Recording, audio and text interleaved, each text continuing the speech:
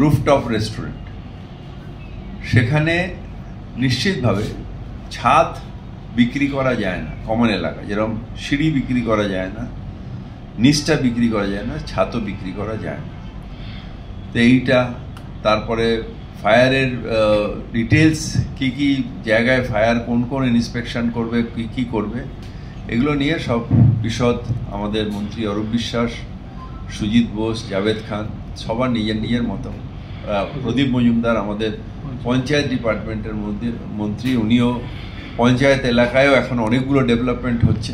যেরকম ধরুন, যেহেতু পশ্চিমবঙ্গে ভারতবর্ষের সবথেকে বেশি পার ক্যাপিটা রোজগার হচ্ছে, ট্রিলিয়ন ইকোনমি নয়, কিন্তু মানুষের ইকোনমিতে পশ্চিমবঙ্গ আজকে সবথেকে এগিয়ে।